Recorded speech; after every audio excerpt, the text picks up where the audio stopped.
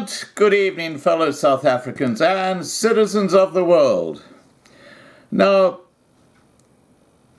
I see that the ANC have actually now laid charges against Steve Hofmeyr because of his tweets, or his tweet about that ambassador Zinzi Mandela in Denmark and one of the DA members of parliament. You know, I have had a similar experience to what Steve Hofmeyr is going through right now. It's a long story, but it's worth just covering very briefly. Back in the 1990s, I set up the first daily online newspaper. It started in 1996, and it ran to about 2000.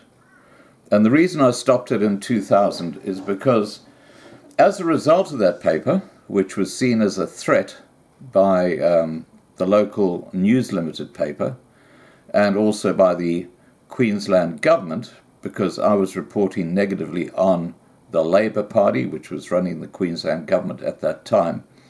The two parties conspired against me to have me charged for an obscure law, or for breaking an obscure law, which says you cannot name someone facing child sex charges.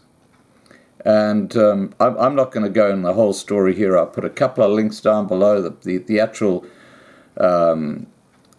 situation was put into a video, so if you're interested, you can go and have a look at the link below and follow. It lasts about an hour. It's a lengthy story.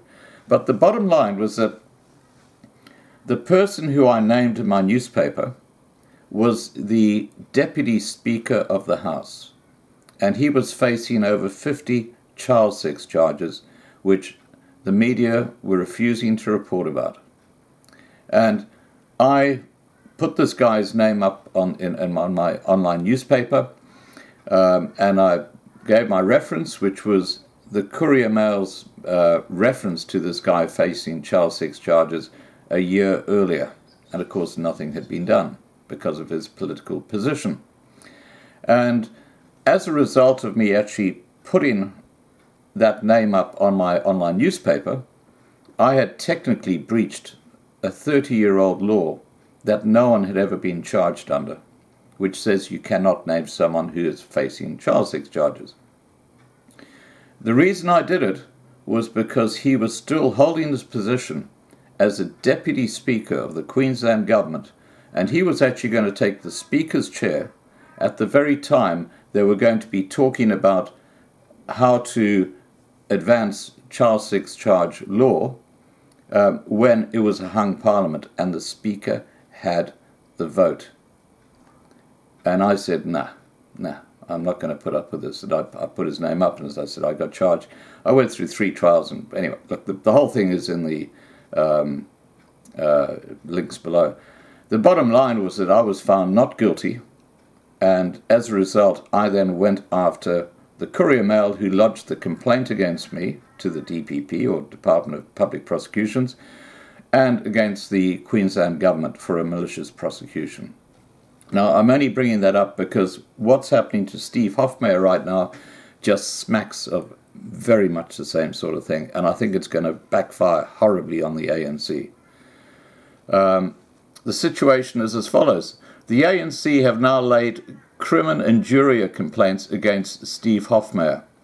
The move follows a tweet Steve Hofmeyr posted last week, which was addressed to South Africa's ambassador to Denmark, Zinzi Mandela, and the Democratic Alliance's Phumzile van Dam.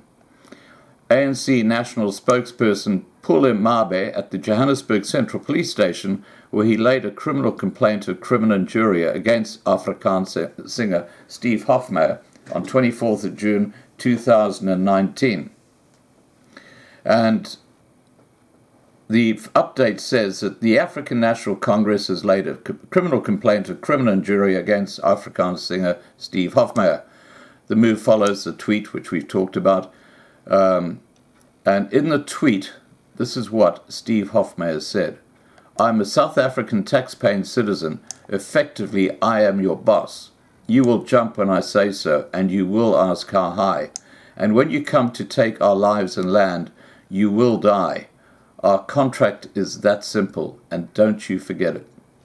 The ANC's Paul Imabe said, police have assured us that we'll receive the case number in the next few hours.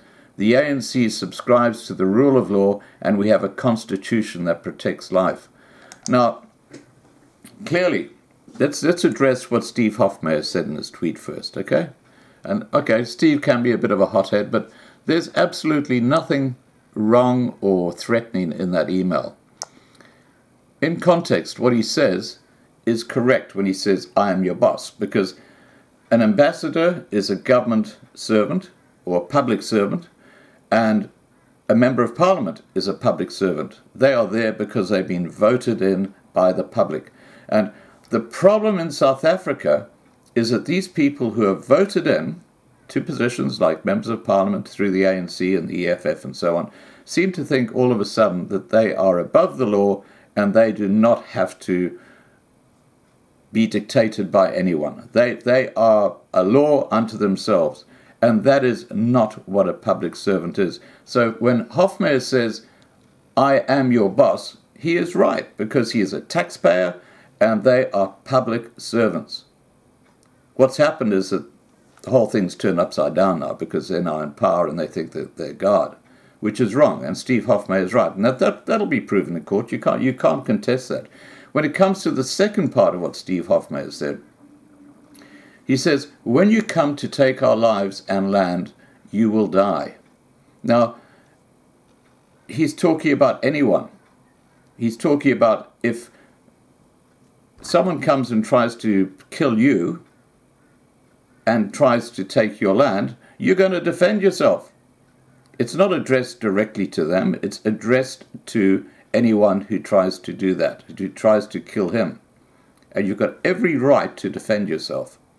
Now, the interesting thing, as I've said before here, is that if Steve Hofmeyr, because apparently this is now going to go to court, if Steve Hofmeyr brings up all these terrible things that public figures like Malema, Ndidi, even Zuma have said against minority people, and mainly the white population in South Africa, and says, hey guys, what about these?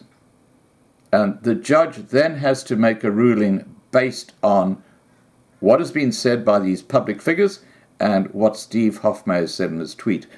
If the judge rejects Steve Hofmeyr's complaints about those comments, but says that you are going to be charged because you made this tweet, there is a clear inequality in the law. Clear, absolutely clear as daylight. And a judgment like that could have a huge impact because it's now the judicial system in South Africa that has been racist. And for people who are seeking asylum overseas, this could be a huge document, a very important document to present to the authorities of the country you're going to, saying, look, this has only just happened. This is how corrupt the judicial system is. And there's absolutely no country in the world that could dispute that. And that, as I say, could be a huge bullet in the arsenal of asylum seekers. So let's see how this plays out. I would just take my hat off to Steve Hofmeyr. I think he's a very brave man. I think that this is going to work out in his favor. And I think the ANC were incredibly stupid to do this when you consider what their senior politicians have been saying publicly. All right, guys, please remember to subscribe to be kept informed. Ring the bell for updates and have a great evening. Bye for now. And don't forget the links to what happened to me are down below this video. Bye for now.